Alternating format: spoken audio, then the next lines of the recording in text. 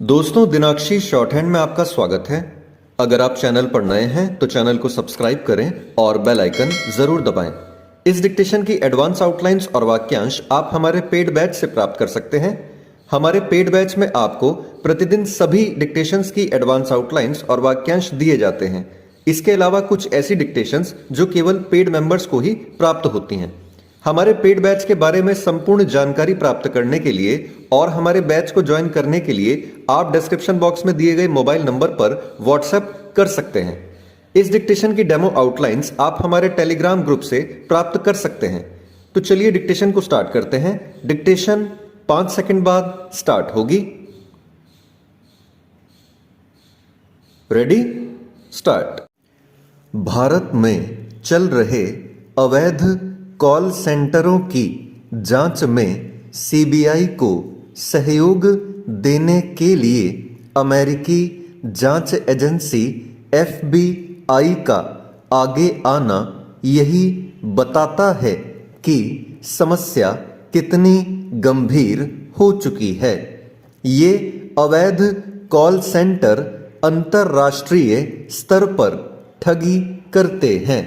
चूंकि एक बड़ी संख्या में उनका शिकार अमेरिकी नागरिक होते हैं, इसलिए सीबीआई एफबीआई का सहयोग लेने जा रही है। इसके लिए एफबीआई अधिकारी दिल्ली स्थित अमेरिकी दूतावास में नियुक्त किए गए हैं। आशा की जाती है कि सीबीआई और एफबीआई अवैध कॉल सेंटर चलाने वालों पर लगाम कसने में सक्षम होंगी, लेकिन केवल इतना ही पर्याप्त नहीं होगा। इसके साथ ही ऐसा कोई तंत्र भी बनाना होगा जिससे अवैध तरीके से कॉल सेंटर बनाकर विदेशियों को ठगने के धंधे पर विराम लगे। यह इसलिए आवश्यक है क्योंकि यह धंधा बेलगाम होता जा रहा है। अब तो छोटे छोटे शहरों में भी अवैध कॉल सेंटर बनाकर ठगी की जाने लगी है।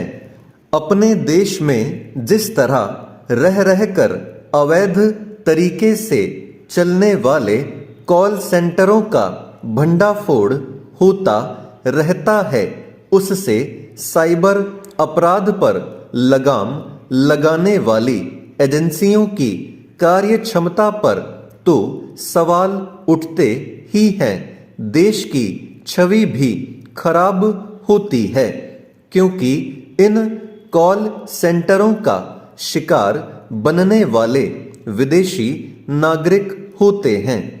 इससे संतुष्ट नहीं हुआ जा सकता कि कॉल सेंटरों का भंडाफोड़ होता रहता है, क्योंकि यह प्रश्न अनुत्तरित है कि उनके जरिए ठगी करने वाले हतोत्साहित क्यों नहीं हो रहे हैं। निसंदेह समस्या केवल अवैध कॉल सेंटरों की ही नहीं है, बल्कि देश के भीतर लोगों से की जाने वाली ठगी की भी है। साइबर ठगी का बेरोक टोक सिलसिला यही बताता है कि ऑनलाइन धोखाधड़ी करने वाले साइबर पुलिस से आगे हैं। यह समझना कठिन है कि साइबर ठग तो तकनीक का दुरुपयोग कर धोखाधड़ी करने में सक्षम है, लेकिन साइबर पुलिस ऐसी कोई तकनीक विकसित नहीं कर पा रही है जिससे वह इन ठगों तक पहुंच सके।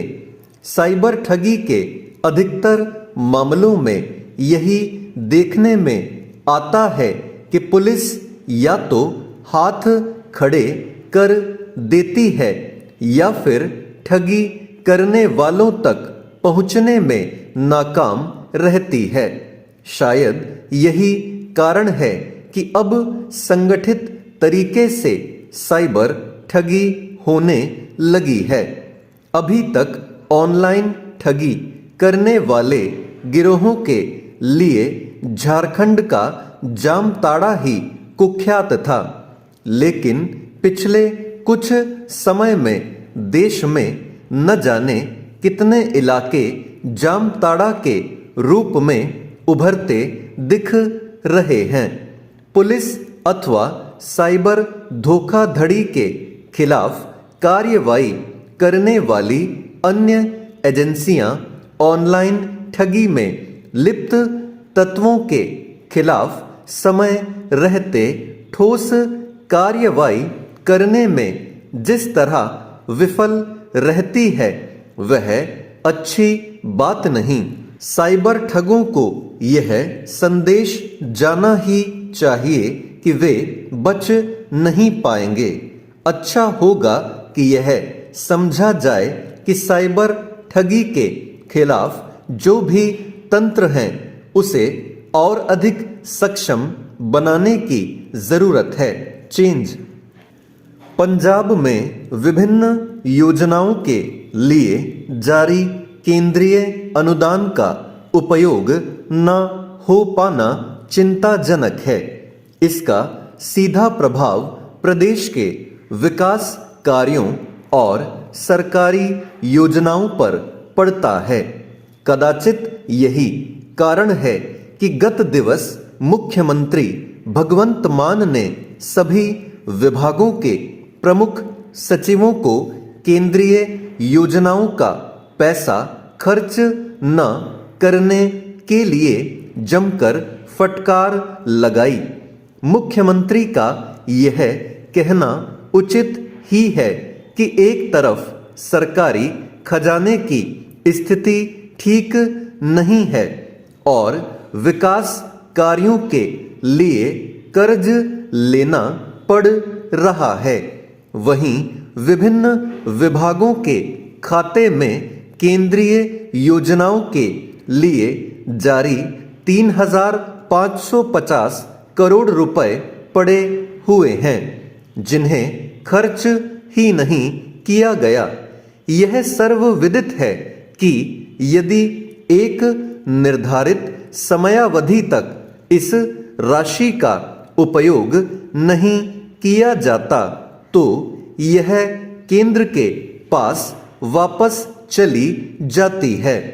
मुख्यमंत्री के साथ बैठक के दौरान कुछ प्रशासकीय सचिवों ने केंद्रीय अनुदान खर्च न कर पाने का कारण बताने का प्रयास किया, जिसे सुना जाना चाहिए।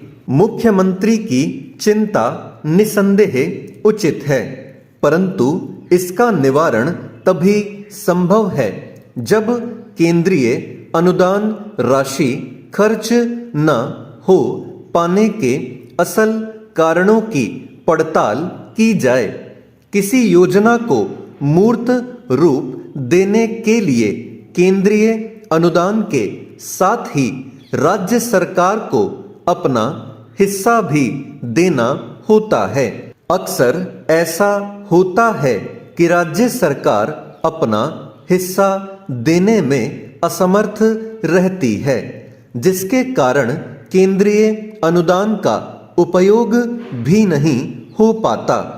प्रदेश सरकार को देखना होगा कि आखिर किन कारणों से केंद्रीय अनुदान खाते में ही पड़ा रह गया। स्टॉप।